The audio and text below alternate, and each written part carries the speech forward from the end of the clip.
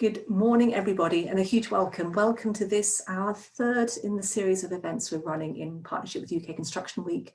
And in this session, we are focusing on service leavers and ex-military personnel and looking at the culture of the industry. As always, we're asking you, the audience, to please engage. So please use the chat to share your ideas, your thoughts, your comments, your challenges, your suggestions. And there's also a Q&A function if you want to put questions specifically to the panel. So I'm Rebecca Lovelace. I'm the founder and chief dot joiner at Building People. I'm just going to take a quick minute just to explain what it is we're doing with Building People, and then hand you over to the panel and do introductions so we can see who's on the screen.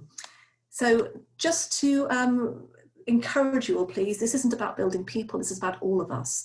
So we are crowdfunding at the moment, and the more noise we can make, the more people that can engage, the more we're going to be able to achieve together. So our various social media handles are all listed on the screen. Please do use the hashtags, join in Building People UKCW to join in.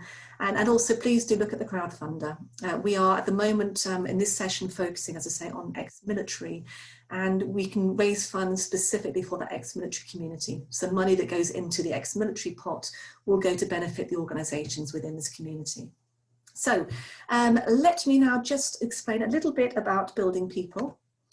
And this is really where we began. So where we are is in 2000 and whatever year we're in is not really different to 2017, is not actually hugely different to when I started in industry 20 years ago. So this slide, don't take it literally, but this is what we call our spaghetti slide. And it just shows how none of the diversity and inclusion initiatives are joined up.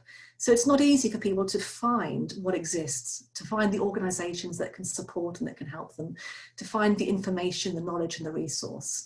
So this is the Building People Challenge. This is what we are seeking to change, to make that big difference together.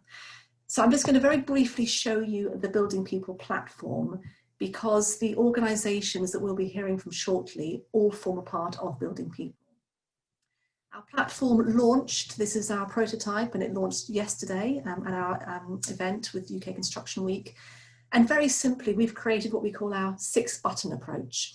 So this is six modules, one which takes the individual to organisations that can help. So these are organisations that provide maybe access to work experience, or maybe to training, to jobs. Maybe it's information, mentoring, funding for bursaries, childcare, etc. So you can find these organisations easily in one place. You can also find content relating to diversity, inclusion, skills and careers, and to social value. And we've done this in partnership with Designing Buildings Wiki, because why on earth would we try and create something new if something already exists? And I will say until I'm blue in the face that what we are doing is not duplicating effort. What we're doing is adding value, bringing things together. So we've created an e-mentoring module, so people can actually find out, find people that can help and just ask them questions. Listings of what's going on, so learning and events, work opportunities, and also resources, so resources specific to the needs of the individual. Our prototype is focused on surveying, so these 4 modules are specific to surveying, with these 2 built environments.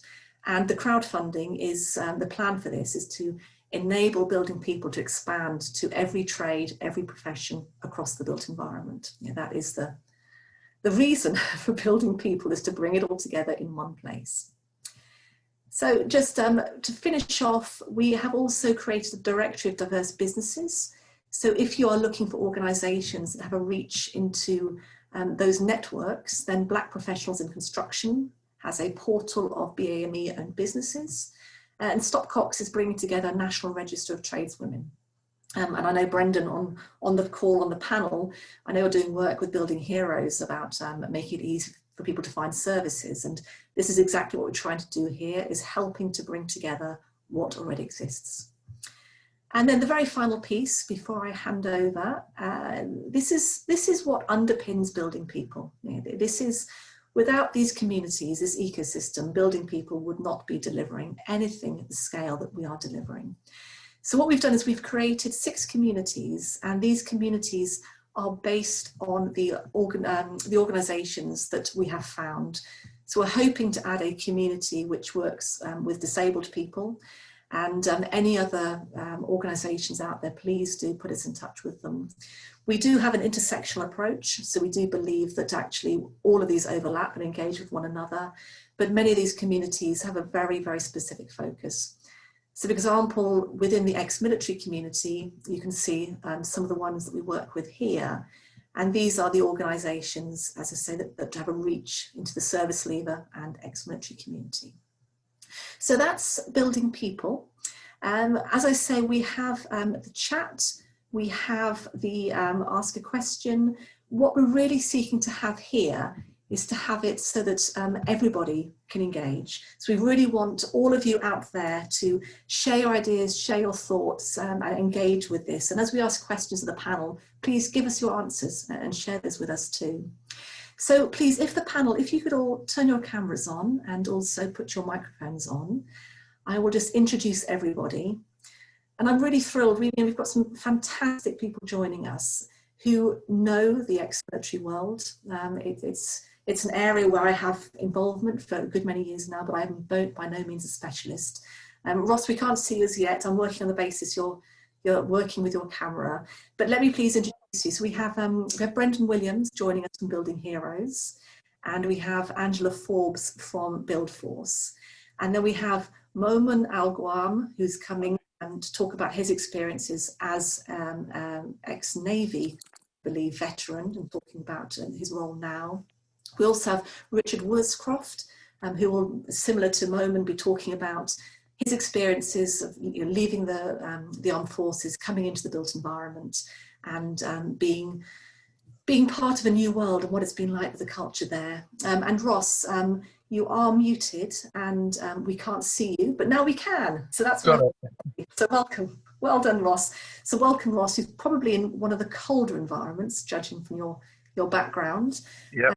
A blanket on my knees, so I could try and send it over to you through the courtesy of Zoom to warm you up.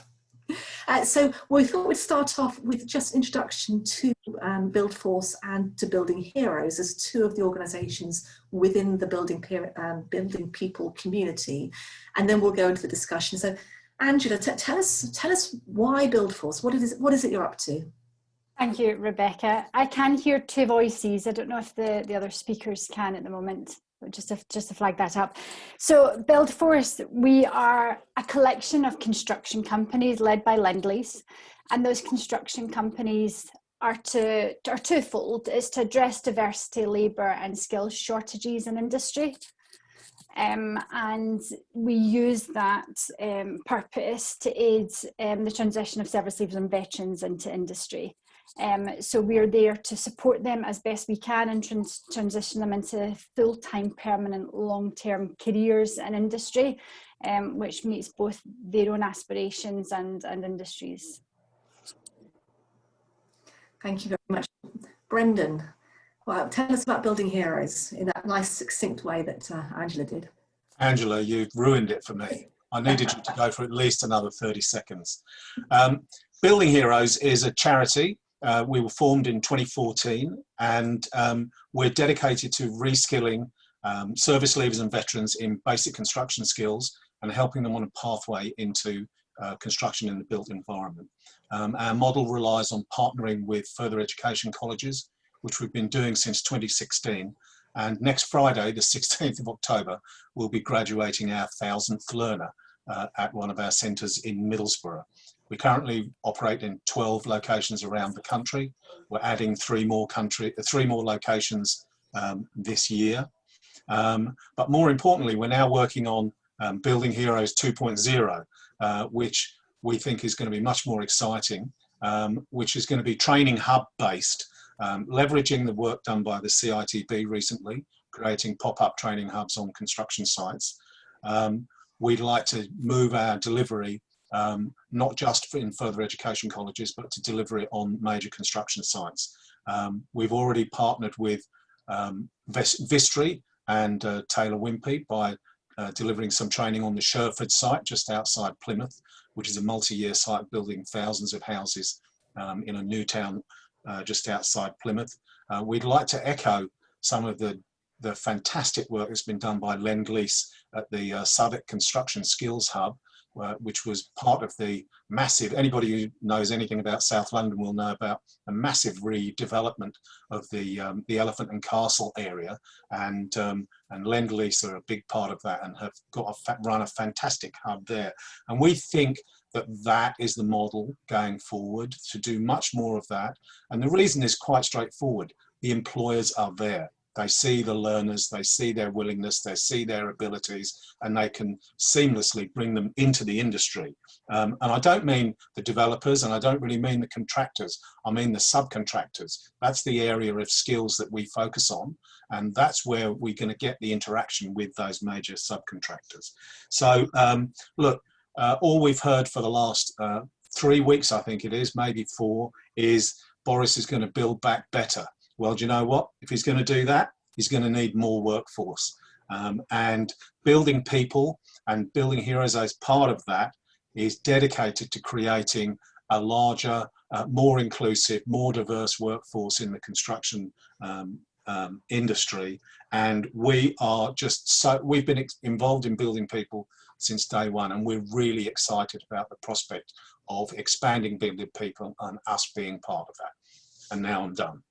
Brendan, that was brilliant. Thank you. I love your positivity. I love your enthusiasm. It's absolutely fantastic. So just a reminder, I'm going to keep looking over this way to look at the chat. Please do share thoughts and ideas.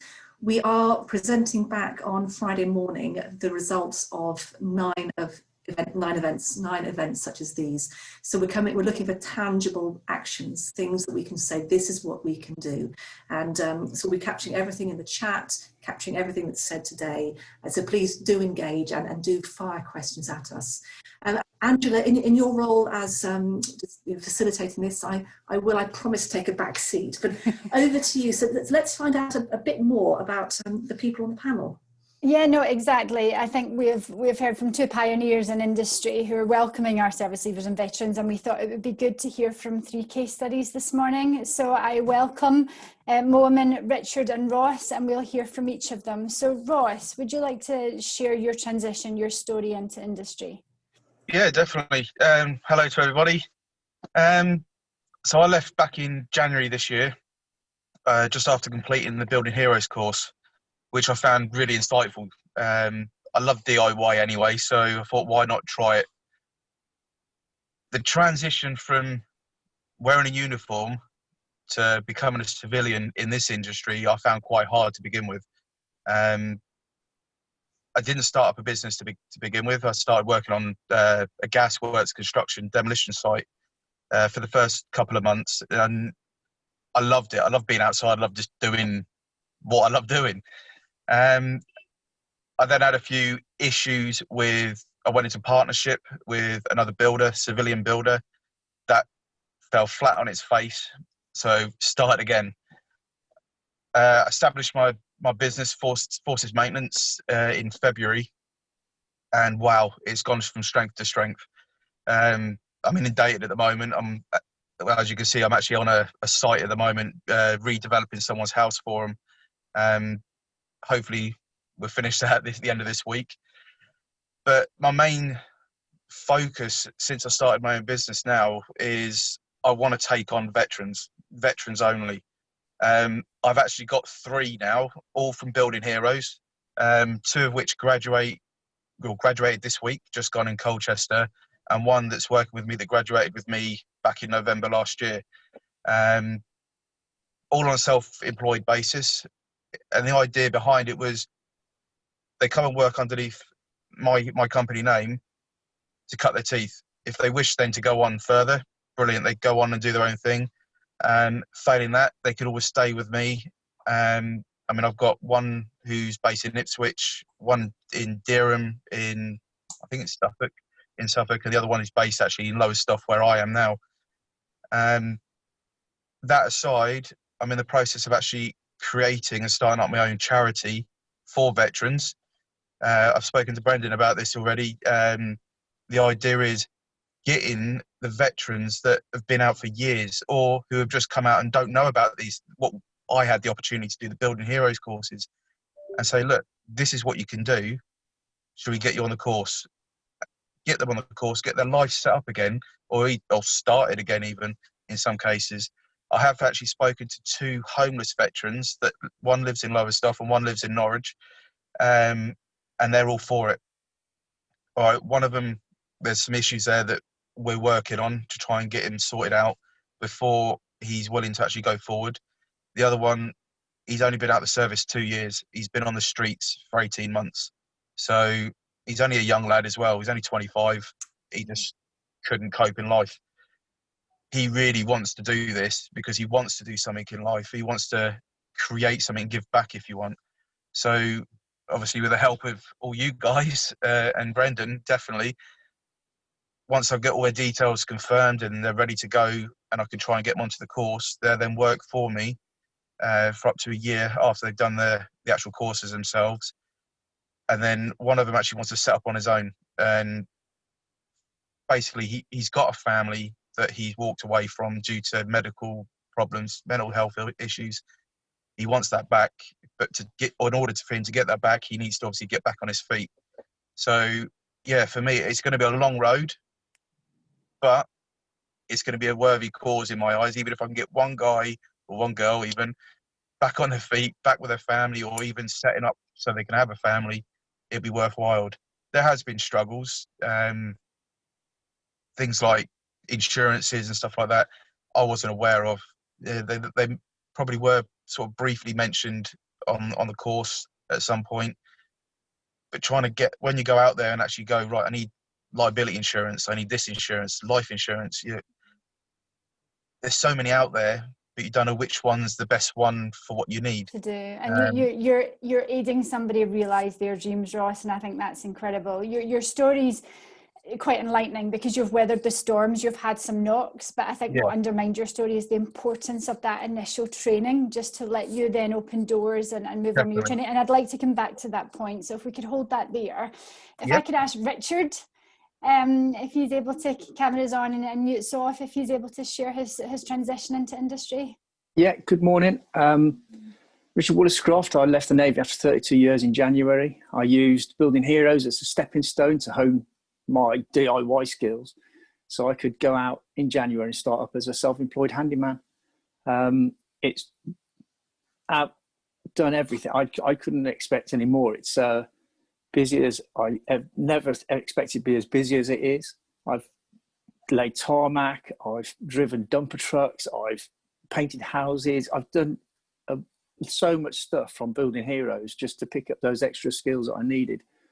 And I don't know where it's taken me. Listening to Ross's story there, it just gives you a bit more, well, maybe I could turn it into something more, because down here in Cornwall, I don't think we seem to be quite far out the way from the colleges and where the Building Heroes is run, and we're quite distant. All the jobs that come on from Building Heroes from, I forget his name now, are up country. There's nothing down this way. So whether maybe I should talk to Ross and see whether I could do something along the same lines. It's quite inspiring what I've just heard.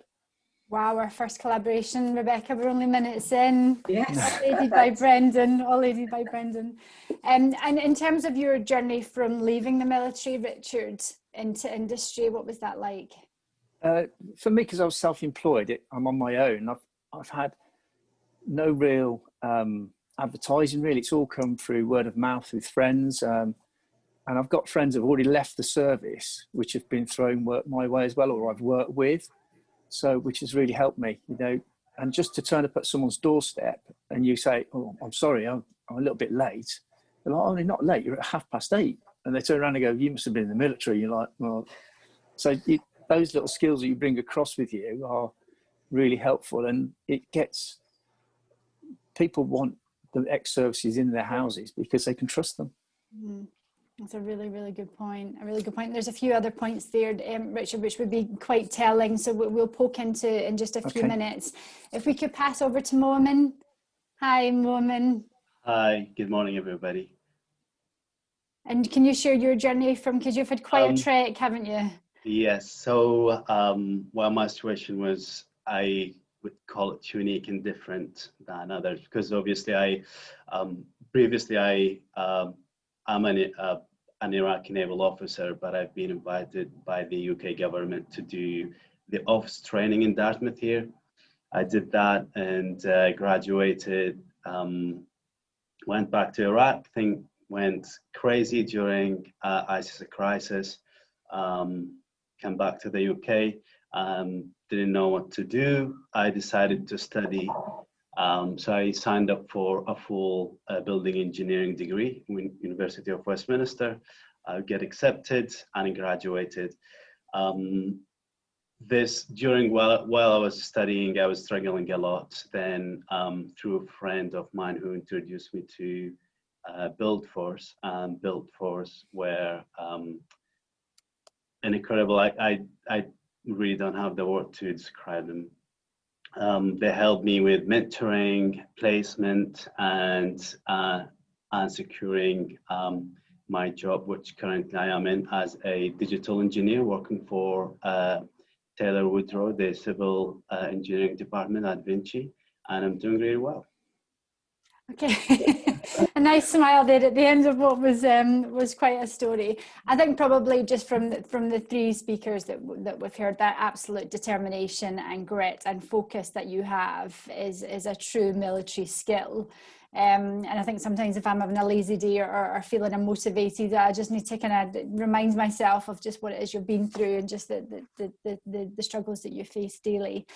So in terms of, if you could go back to Ross, in terms of your experiences in industry, what do you feel the culture's like?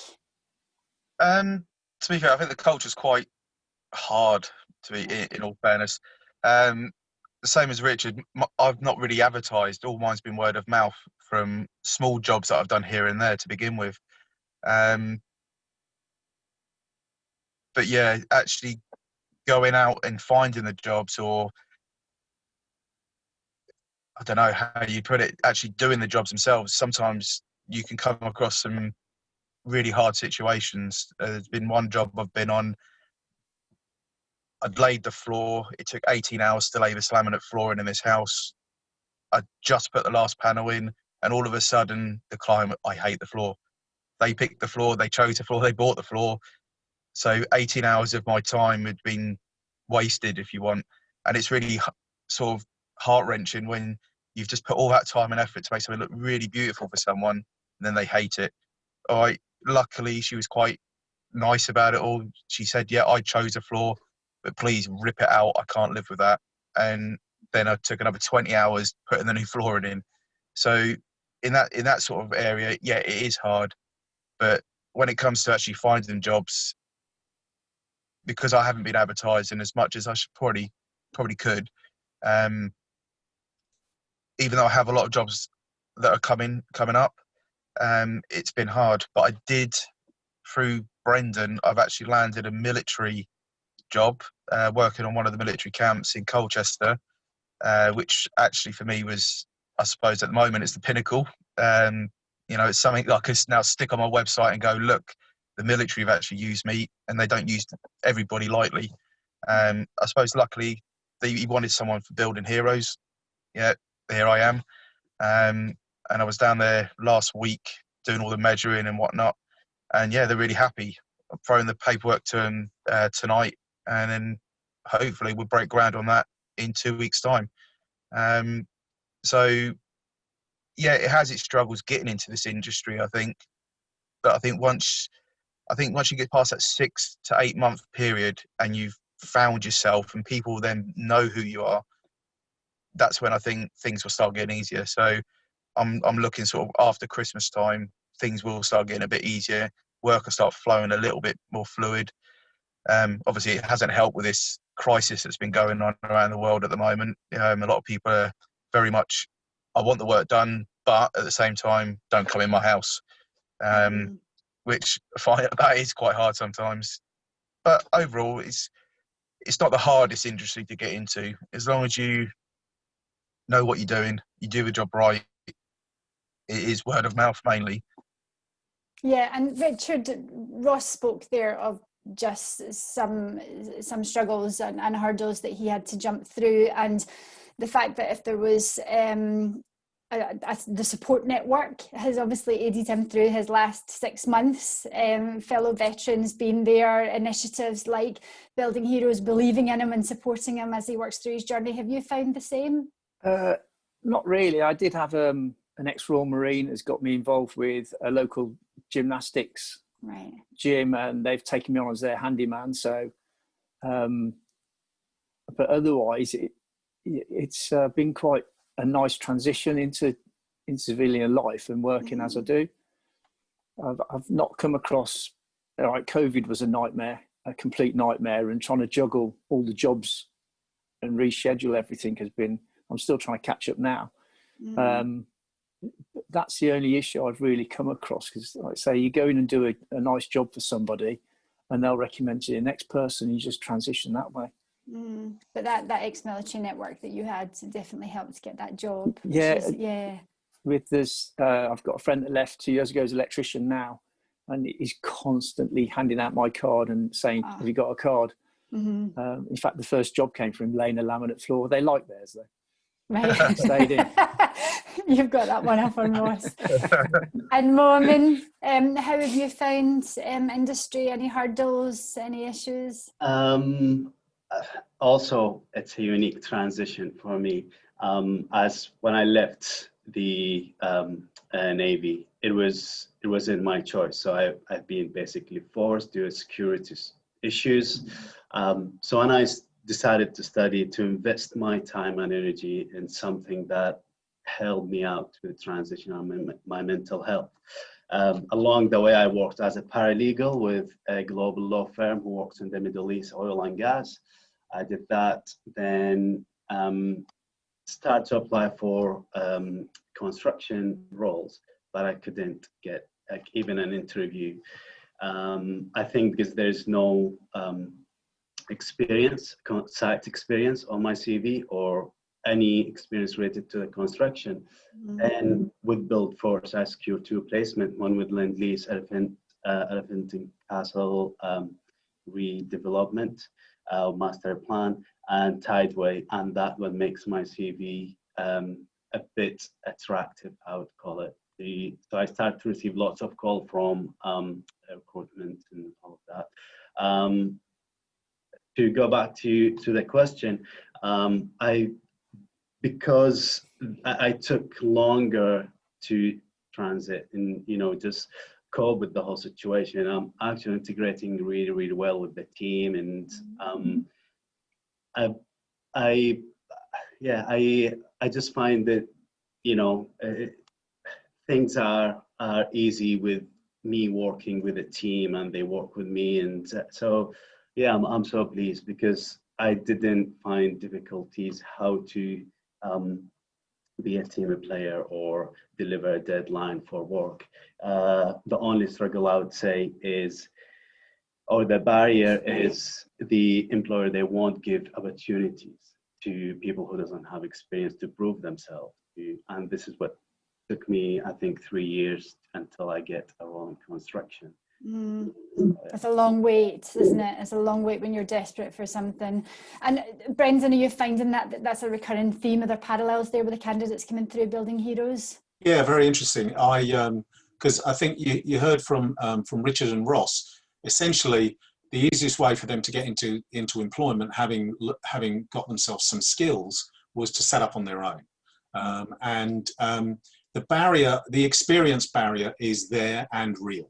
And in the and whether it's professionals, technical, trade, or support skills in the construction industry, doesn't matter which one of those sectors of work you're trying to get into, employers want experience, and it's incredibly difficult.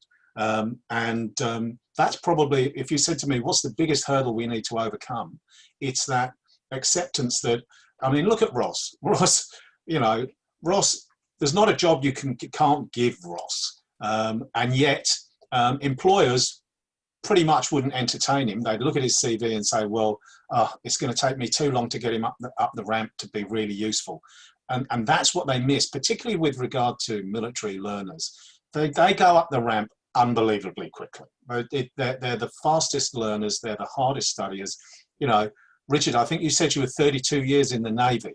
Yeah. I would imagine he gained some form of qualification in every one of those 32 years, because that's what the armed forces does. They're continuously training. And so when they come out of the armed forces, they've got a training mentality, and they're like sponges. So it's that employers need to understand that, yes, their CV might be empty of construction skills, but trust me, you are taking on the fastest learners and the hardest studiers. And that for me, our progressions are too heavily slanted towards self-employment. I'd love to see more of a slant into employment, but it's that I need experience in the trade subcontracting area of construction that is a real barrier. And Brendan, just on that, sorry, Rebecca, on you go. I just wanted to interject, just out of interest. The previous session was focused on BAME audiences, and we spoke a bit about quotas and what the drive is around procurement and client obligations, client requirements.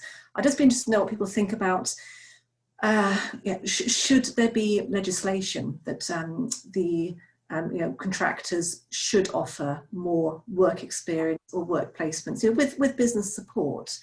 But there has to be something that will, and I know it's tough times right now, but there's always going to be tough times in one shape or form in this sort of very low profit margin driven industry. But what do you think? I mean, do you think there is something around legislation, client procurement requirements to make this easier?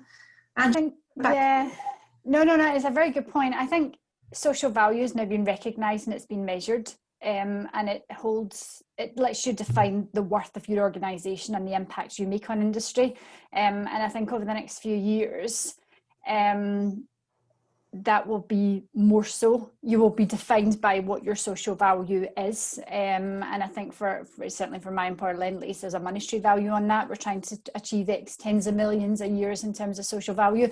And you do that by exactly what Brendan referred to in terms of your hubs on master plans and regeneration areas where people need employment, by engaging those around you for work experience, going into your BAME, your diverse groups, your ex-military and all the other cohorts that exist, because the talent's there. They just need to break down that barrier, or just someone to believe in them. And I think what we've found in the ex-military space, for the employers who are exceptional, they're ex-military themselves, so they know the value in it. And I think sometimes when you are speaking to an employer who's willing, you still feel as if they're just not there because they just don't see the benefit yet. And what you don't want it to be is a monopoly if we're just ex-military employee, ex-military. I mean, that's a good starting place, but we're trying to open this out. And it'd be interesting to hear kind of what Brendan's thoughts on that. Is he persuading those non-military employers to come on board? Is he finding that a harder challenge? I'd have to say it's we get the softest landings in organisations with ex-military near the top.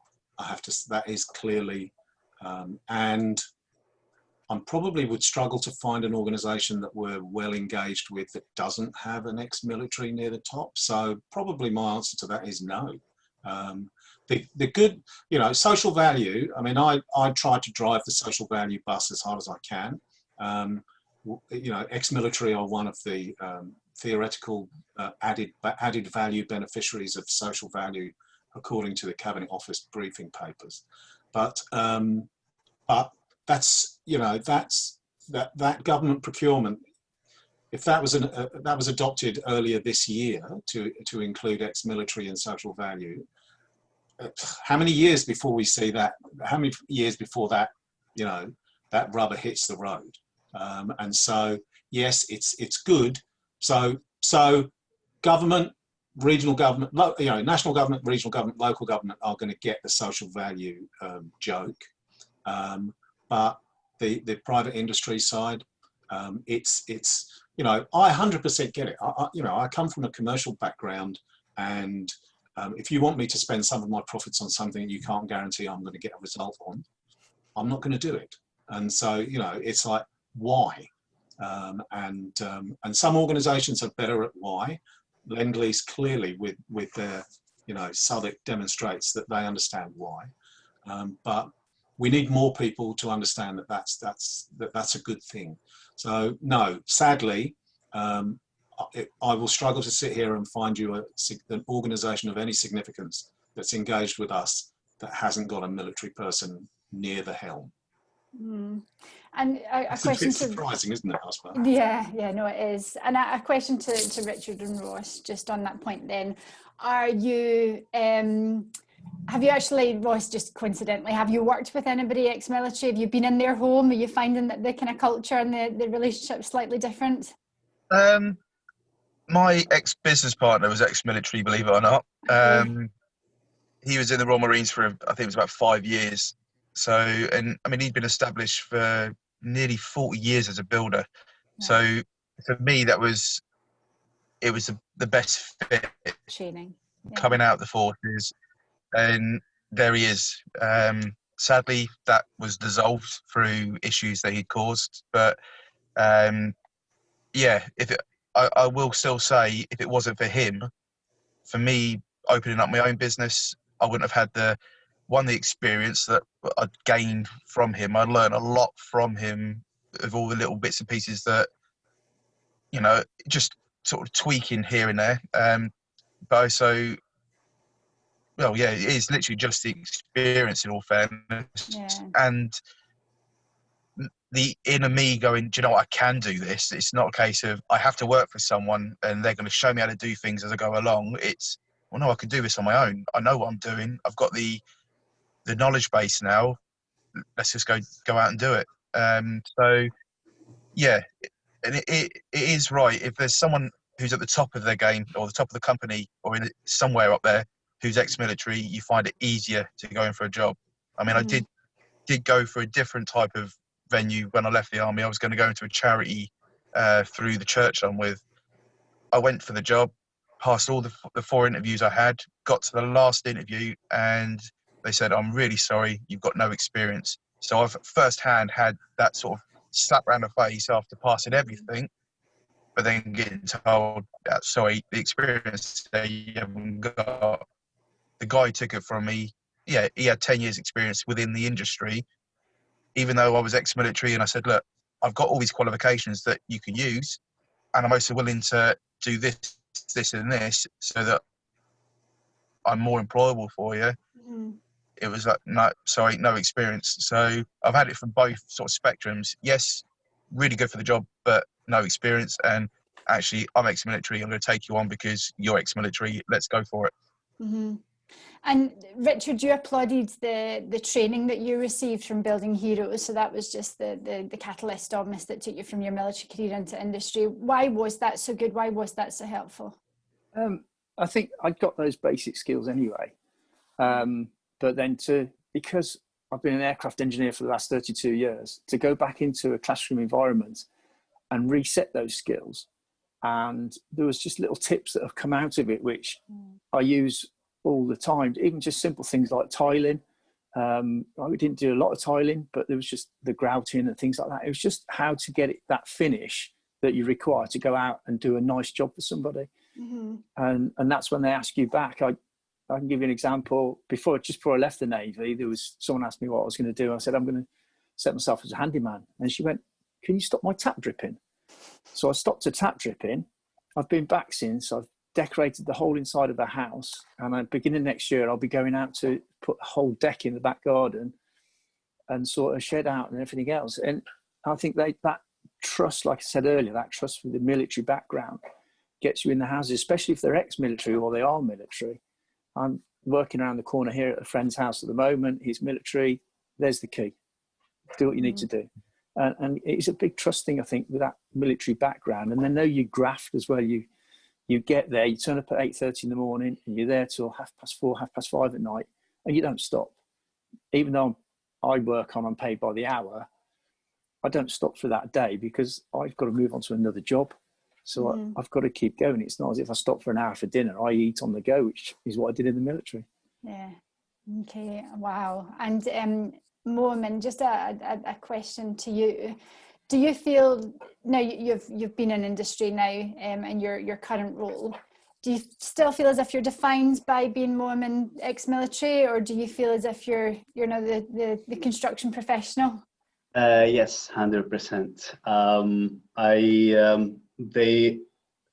my team, or the team that I work with, and the manager, they always rely on really sensitive things when it's come to communication. And even in my previous job, they understand, my manager understands that English is not my first language, but he, being in the military, then you have discipline, you have loyalty, you have all kind of like a skill. They allow me to, I'm the only person who communicates with ministers and government on a daily basis, right? So on like official documents, sensitive documents and calls and communications. And so 100%, yes, I've been recognized before and at the moment. And actually, there's few MOD a project we might get. So they're already talking about, okay, so would you be, interested to go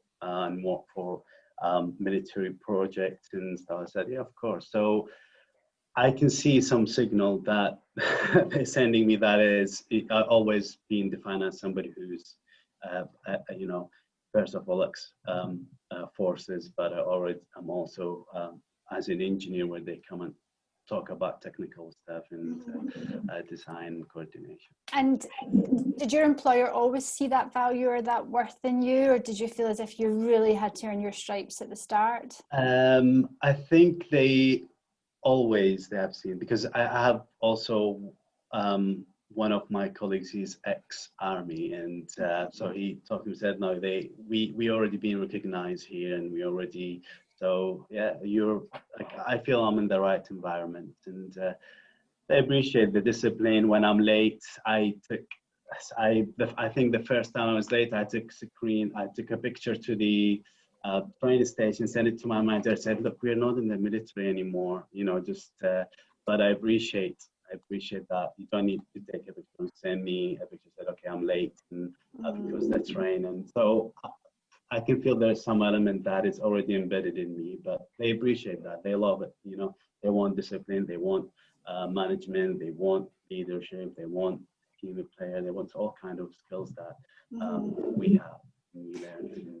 And I know industry is a bit, and your careers are about looking forward and positivity and belief. But I just want to, and Ross, you might be able to help me, I just want to be able to speak to a listener today who's just struggling at the moment. You said that you had a few knocks initially at the start of your career.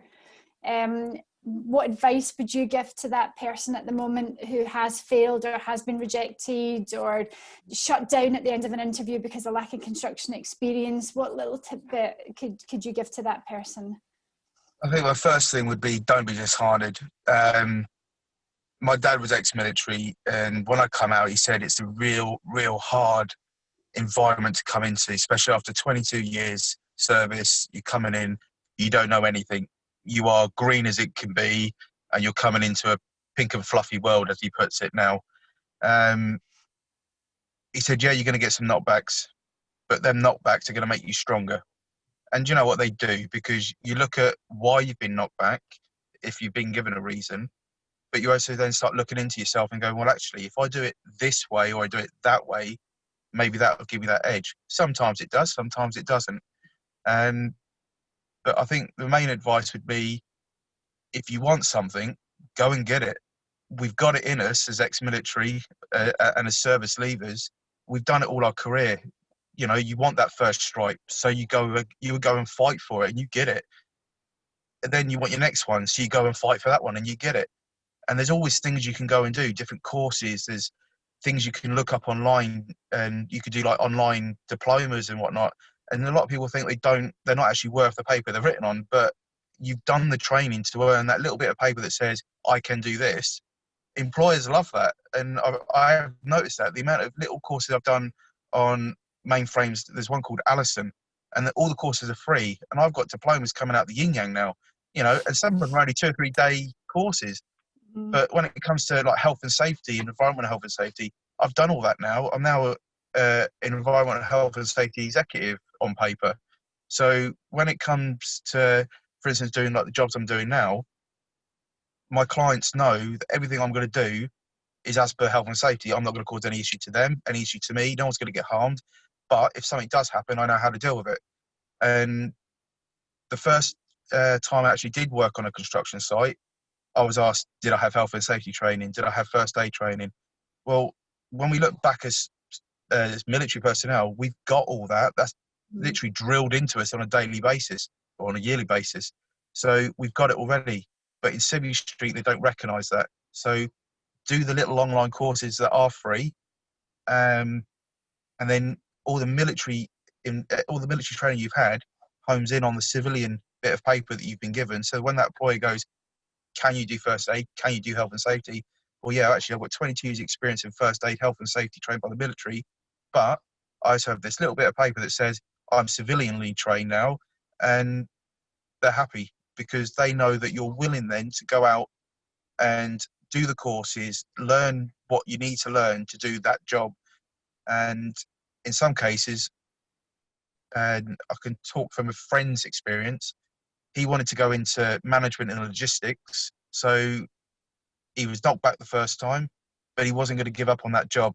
He went back and demanded another interview, which was quite ballsy of him, to be fair. But he said, look, I'll work for you for 6 months free, and then you tell me if I'm worth paying after that. He got a £25,000 bonus after 6 months. He was health and safety trained. He was first aid trained, all the other above things that you could think of. But he was at instructor level because he'd done the training himself after he left the army, using some of his enhanced learning credits, but also using his own money. And the company he went for in the end, they just turned around and said, well, what we want to pay you, you're not worth. You're worth a lot more than that. But what we will do is employ you as that job, and we want you now. And he does. He travels the world teaching health and safety, teaching first aid, teaching forklift driving to that company's main infrastructure. So, yeah, it is a case of if you want it, go get it. You know, don't let anybody turn around and say, no, you're not good enough. You haven't got the experience or the qualifications, because if you want it that bad, they're there. Just go online, type in free courses online, and they're all over the place. And it's brilliant because you can print your certificate out as soon as you finish the course. I mean, Brendan, you must listen to this with immense pride. But in terms of those that are just starting their transition with Building Heroes, I mean, not only the candidates, but your staff themselves must get kind of incredibly frustrated sometimes. How do you keep morale up, and what advice do you give them? Well, every small victory makes us, drives us forward, I suppose. Listening to Ross, you know, strange as it may seem, I don't catch up with every graduate every day. It's such a joy listening to Rick and to Ross telling us, you know, directly that what we did has got them to where, or helped them. We don't get them there. We help them to where they're going. I am endlessly frustrated by the industry's unwillingness to accommodate highly skilled, highly trained, highly capable individuals out of the armed forces into the building trades. Intensely frustrated. But that doesn't mean we're going to stop. You know, we're you know, the 1000th graduate next week. We're getting application velocity of around 1,500 applications a year, and we can only train between 800 and 1,000 a year. So we're constantly building a backlog. And I think, you know, it's my job is educating industry, and I try to do that every day. And I go out and I bang my head against the brick wall. But, you know, every now and again we get a little breakthrough. We get, you know, maybe it's just because we find an employer with a military person high enough who will listen and play. But no, I think the people at Building Heroes, I think we all take our joy from the success of people like Ross and Richard. We have a very high a success rate post training. Not necessarily, you know. I was looking at one of our great learners left us, and now she's a private investigator. It's like, well, okay, but part of coming to us was that rebuilding her self-esteem and telling her that she can live in Civvy Street happily and successfully. They don't all go into the construction industry. And other people say to me, well, look at, you know, if you teach Rick and he goes off to be a handyman in Cornwall, is that really helping the construction industry and the built environment? Well, of course it is. You know, that's the real grassroots capability. And by Rick doing those jobs in Cornwall, the slightly larger builder isn't getting dragged into those small jobs, and they can then expand themselves into the, you know, into larger jobs in the industry. So it is frustrating. I won't lie to you. It's the level of engagement from the industry is intensely frustrating, but it, you know, the level of interest from the armed forces and from the serving and veteran people just drives us forward and just gives us more and more reason. And I do think, you know, that what we're trying to do in terms of shifting ourselves into training hubs on major sites can change that dramatically. You know, there are a number of major components to HS2, as an example, that are fantastic opportunities to put large skills training hubs that cover everything. The entire world of construction can be introduced to all sorts of people on those hubs. We need to make sure that HS2, as long as it continues to go ahead, you know, is something that we can all leverage. It's an opportunity for the whole country to not just for ex-military, for everybody who wants to get into construction. There's an opportunity, because I can assure you, in HS2, absolutely everything that ever gets done in construction is going to get done on HS2. From the smallest to the largest job, it's going to get done on HS2. So why are we not? We're not engaged in HS2. We're the largest military to construction charity in the UK, and we're not engaged in HS2. That's just wrong. Now, is that my bad, or is that HS2's bad? I don't know. But I mean, I'd say, Brendan, it's just symptomatic, isn't it? We are an incredibly fragmented industry, competitive. I get incredibly irate. You say frustrated, I say irate, and really annoyed that there's often a very parochial, you know, we focus just on our trade, we focus just on our profession. And even just within construction, that's construction rather than, you know, the whole of the built environment.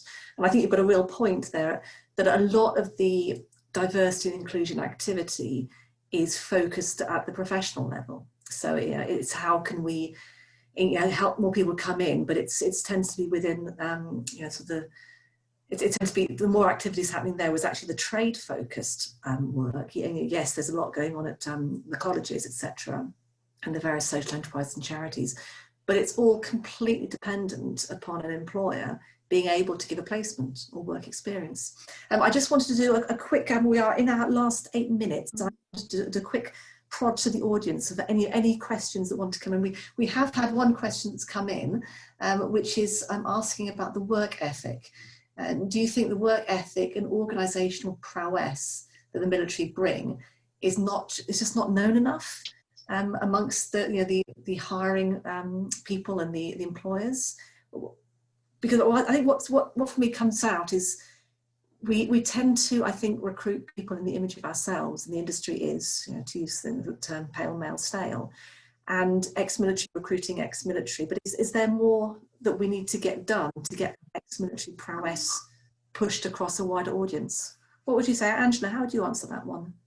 I think it's probably going back to an earlier point Brendan had touched on. If you're seeing your military progress through the ranks within kind of Civvy Street, within these corporations that we've got, that's one way of expanding their leadership shadow, which means other military are likely to come in.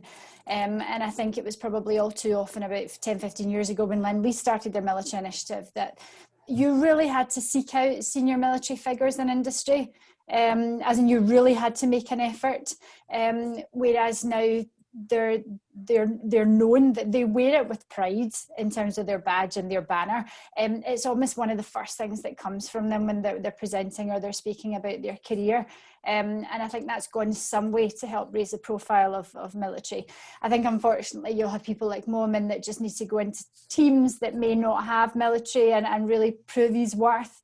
If he then left that team and went to another team again, he may have to reinvent the wheel and prove his worth again, or if he had to go to another organisation and do the same. So my every sympathy with Moamen and those young professional military guys coming through. They're having to cut their teeth and earn their stripes in every instance. Would certainly be my advice.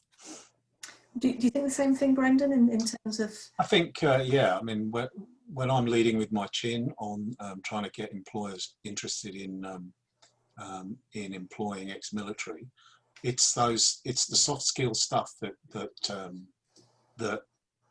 they don't necessarily understand.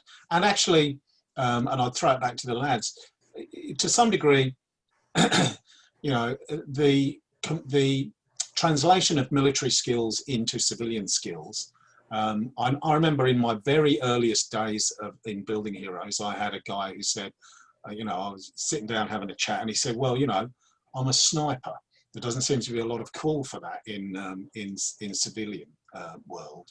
And I said, look, hang on, you're not getting it right. I said, works happily on your own, attention to detail, patience. You know, those are unbelievably, you know, resilient, a self-starter, self-sufficient. Those skills, those hidden skills, or the interpretation of your military skill into civilian skills is incredibly important. And but sadly, I suppose, I have to go and do that translation every year, all day, every year. I'm talking to employers and having to do that, to say, look, I know this guy was 22 years in the Paris, but you know, he won't sneak up behind you and snap your neck. He can do that, but that's not what he's going to do. You know, it's that sort of. But here's what he has got. If he lasted 22 years in the Paris, he's got this other massive set of underlying skills that he or she will bring to bear in your organisation. So yeah, it's an everyday. That's an everyday challenge for me. Is to, you know, whether it's I love that the sniper story is a real story. That's a real story of, you know, somebody who was on the Building Heroes course and asked me that question, and his face lit up when I explained to him what his skills really were in the civilian world. And maybe there is undoubtedly, let's not beat about the bush, there is a naivety within the group as they leave the armed forces about civilian life. And what we do is we try to help them bridge that as successfully as we can. But on the other hand, if we can educate the other side of the bridge to welcome them across the bridge, then then we'll have more success. And could I ask just very quickly from our three speakers, to start with Moamen, if there was one thing that you could change that would just make industry better, what would it be? I would say more training, more training, invest in giving opportunities and training. And quick things before the end of the session. I would say to these people who's going through a transition and going through about to leave the Navy or the forces, I would say stay focused, have a goal, and walk through this goal and break it down into small goals that are achievable, because city is always evolving and communities always evolve, so it will be always construction no matter what. Well done, thank you, Moamen. And Richard, if the group listening today, if there's one action that they could take away or any area of improvement, what would it be? I think from everything that's been said, really, it's the understanding of what that military person brings. The military person doesn't always understand what his skill set is, and the resettlement process tries to bring that out. It does try to say, look, you've been doing this for years, but you don't realise you've been doing it for years. And I think industry have now got to realise what that military person has got, what his skill set is, because we do bring a lot to the party with, you know, management skills, health and safety. We've all done health and safety through our whole careers. It's you absolutely do bring a lot, yeah. With it's just that understanding of what we've got. Help with the translation piece, if that was with the group. And Ross, to you as well, if there's anything this group could do, what change could we make to make industry better? To be fair, I would agree with Richard at the moment. Training is key for especially the employers out there. To try and understand that we are soldiers, airmen, navy, sailors. but we bring a lot to the party. And what we bring to the party probably outweighs a lot of what they're thinking. And it's just trying to understand like Brendan said, yeah, I was a sniper, but translate that into civvy speak, I am this. And as soon as civilian life really understands that and starts getting to grips with, if you want the military terminology of things, I think things will actually then ease and be a lot easier for us to transition from wearing a uniform for 22 years and being told what to do half the time to coming into civvy street and going, I want to be employed by you. This is what I did for the last 20 odd years or 30 odd years. And this is who I am. And then they can actually look at it and go, well, actually, yeah, we can fit you into these sort of job roles. And knowing that you've already really actually had the training, it's just tweaking it to a civilian way. To help with the translation. Okay, thank you very much, Ross, Richard, Moamen, you have been exceptional. Brendan, thank you for keeping us right on the session, and we'll pass back to Rebecca. I will just say thank you, Angela, for fantastic chairing of the session, and to all of you for joining in, for sharing your stories, and also for giving some really concrete, this is what would make it better, both to transition into the industry and to succeed in the industry. So on that note, thank you very much. We'll end the session.